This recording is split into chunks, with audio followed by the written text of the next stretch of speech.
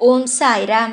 என் அன்பு செல்லமே, என்னுடைய தங்கமே, நான் உனக்கு ஒரு முக்கியமான விஷயத்தை தான் சொல்ல வந்தேன். அதுவும் நான் அவசரமாகத்தான் வந்தேன். என்னுடைய தங்கமே, ஒன்று தெரியாமல் இருக்கிறாய்.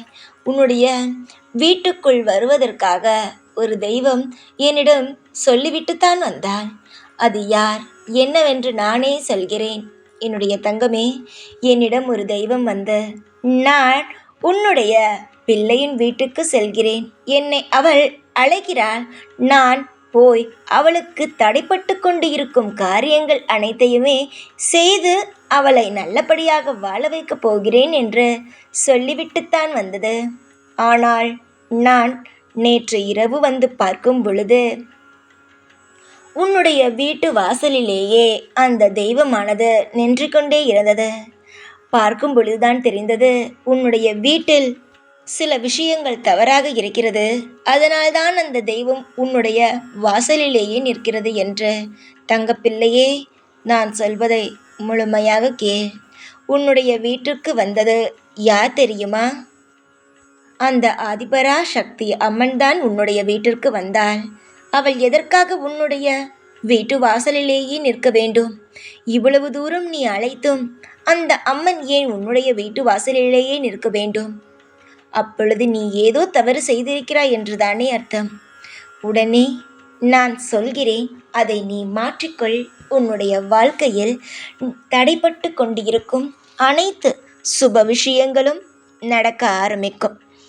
பல பேர் பலவிதமாக உனக்கு ஏதேதோ சொல்லி உன்னுடைய வாழ்க்கையில் ஏதேதோ விஷயங்களை எல்லாம் உன் வீட்டில் எல்லா பொருட்களையும் மாற்றி மாற்றி அமைத்துள்ளாய்.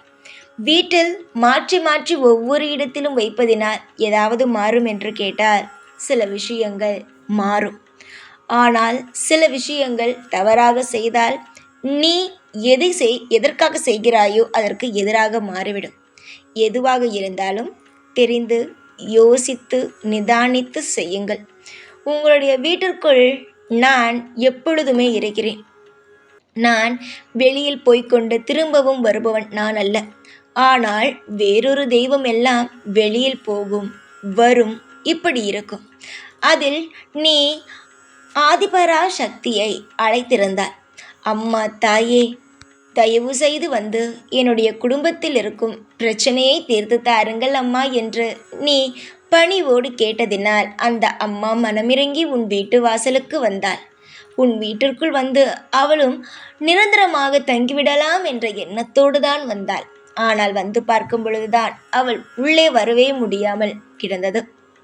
என்னுடைய தங்கமான பிள்ளையே, வீட்டு வாசலில் இரவு நேரமாக இருந்தாலும் சரி, பகல் நேரமாக இருந்தாலும் சரி, பொழுது போன நேரமாக இருந்தாலும் சரிதான், வீட்டு வாசலுக்கு நேராக செருப்புகள் கிடைக்கிறது.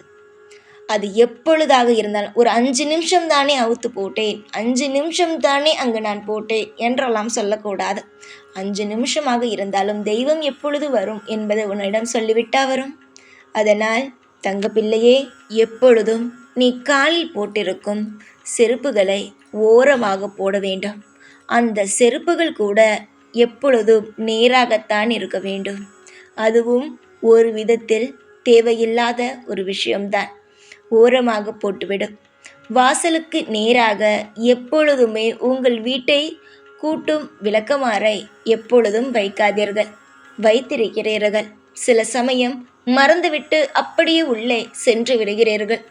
தங்கமான பிள்ளையே, அதே போலவே தினமும் ஆனால் இரவு ஆனால் பகல் ஆனால் உனக்கும் உன்னுடைய துணைக்கும் சண்டை என்றால் சாதாரணமாக வருகிறது. தேவையில்லாத வார்த்தைகளை எல்லாம் பேசி இரவு முழுவதும் கூட சில நேரத்தில் சண்டை போட்டுக்கொண்டு வீடு முழுவதும் சத்தத்தோடே இருக்கிறீர்கள். அதில் தேவையில்லாத வார்த்தைகளெல்லாம் கூட உபயோகப்படுத்துகிறீர்கள். வீடு முழுவதும் சத்தத்திலேயே இருக்கிறீர்கள். காது கொடுத்து கேட்க முடியாத அந்த அளவுக்கு இருவரும் சண்டை போட்டுக் கொள்கிறீர்கள் சில சமயம். இதையெல்லாம் பார்க்கும் பொழுது எப்படி அந்த அம்மனுக்கு வர தோன்றும்? தெய்வங்கள் நாங்கள் எதற்கு இருக்கிறோம்? உங்கள் வீட்டில் அமைதியாக இருப்பதற்கு, உங்களுக்கு அமைதியை அள்ளி கொடுப்பதற்கு. நீங்கள் இவ்வளவு பிரச்சனைகளோடு இருக்கும் பொழுது, இவ்வளவு சண்டைகளுடன், தேவையில்லாத வார்த்தைகளுடன் இப்படியெல்லாம் பேசும் பொழுது அங்கு தெய்வத்திற்கு நிம்மதி கிடைக்குமா? நானும் உன்னிடம் பலமுறை கூறிவிட்டேன். எப்பொழுதும் வாழ்க்கையில் அதிகமாக சண்டை போடாதீர்கள், தேவையில்லாத விஷயங்களை முதலில் செய்யாதீர்கள் என்று. ஆனால் கேட்பதாகவே இல்லை. தங்க பிள்ளையே, இதை அனைத்தையும் மாற்றிக்கொள். நிச்சயமாக இன்று இரவு ஆதிபரா சக்தியானவள் உன் வீட்டிற்கு வருவாள். இது அனைத்தையும் நீ மாற்றிக்கொண்டாயானால் நிச்சயமாக இன்று இரவு ஆதிபரா சக்தியானவள் உன் வீட்டிற்கு வந்து உன் வீட்டில் தடைப்பட்டு கொண்டு இருக்கும் அனைத்து விஷயங்களையும், எதெல்லாம் நீ செய்யலாம் என்று எடுத்தால் கூட அது அனைத்தும் தடையாகி கொண்டே இருக்கிறது அல்லவா? அதனால் எந்த விஷயங்கள் உன் வாழ்க்கையில் தடையாகி கொண்டு இருக்கிறதோ அந்த விஷயத்தை நான் சீக்கிரமாகவே அவள் நிச்சயமாக நானும் ஆதிபரா சக்தியும் சேர்ந்து நிச்சயமாக உங்களுக்கு நல்ல முறையில் நடத்தி தருவோம். நீங்கள் எப்பொழுதும் எதையும் நினைத்து கவலைப்பட வேண்டாம். உங்களுடைய விஷயத்தை நீங்கள் சரியாக வைத்து கொண்டீர்களானால் நிச்சயமாக எந்த ஒரு விஷயத்திலும் உங்களுக்கு குறை வராமல் நாங்கள் பார்த்து கொள்வோம்.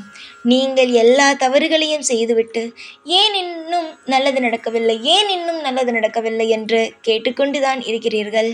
தங்க பிள்ளையே, நீங்கள் கேட்பது அனைத்தும் எனக்கு புரிகிறது.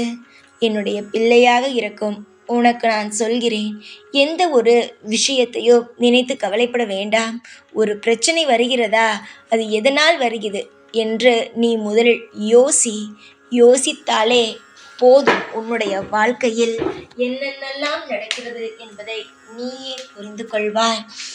முதலில் அடுத்தவன் மீது பழியை போடுவதையோ, அடுத்தவன் எனக்கு ஏதோ செய்துவிட்டான் என்று சொல்வதையோ விட்டுவிட்டு நாம் என்ன செய்திருக்கிறோம் என்பதை மட்டும் முதலில் உற்று கவனித்து பாருங்கள்.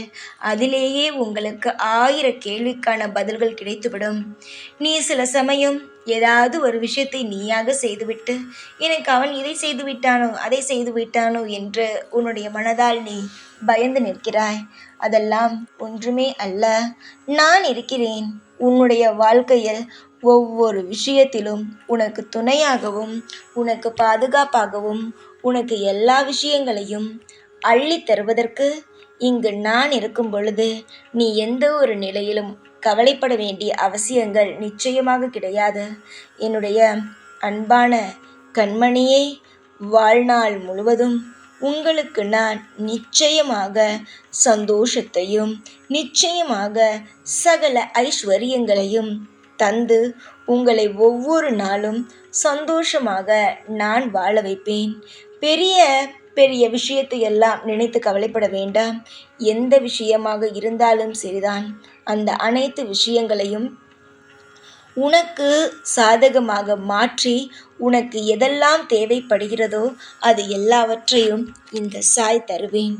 எப்பொழுதும் நீ கவனத்தோடு இரு. நான் உன் வாழ்க்கையில் இருக்கும் சில விஷயத்தை நான் சொல்லிவிட்டேன். நீ எதை எப்பொழுது மாற்றுகிறாயோ நிச்சயமாக அந்த தெய்வம் உன் வீட்டிற்குள் வந்து உனக்கு எல்லா நன்மைகளையும் அந்த தெய்வமே செய்து கொடுக்கும். இது வெறும் சாதாரணமான வாக்கல்ல. உன்னுடைய வீட்டில் நடக்க போகும் ஒரு யோக வாக்கு. நம்பிக்கையோடு இருங்கள். சகல ஐஸ்வர்யங்களும் சகல தெய்வ கடாட்சமும் உங்கள் வீட்டில் நிறைந்து இருக்கட்டும். நீ, உன் கணவன், உன்னுடைய குடும்பம், உன்னுடைய குழந்தைகள் அனைவருமே ஒற்றுமையோடும் சந்தோஷத்தோடும் நிச்சயமாக வாழ்வதற்கு நாங்கள் அனைவரும் சேர்ந்து என்றும் உங்களுக்கு அருள்மொழி பொழிவோம். எப்பொழுதும் உன் கூடவே இருப்பேன். இந்த சாய்நான். ஓம் சாய்ராம்.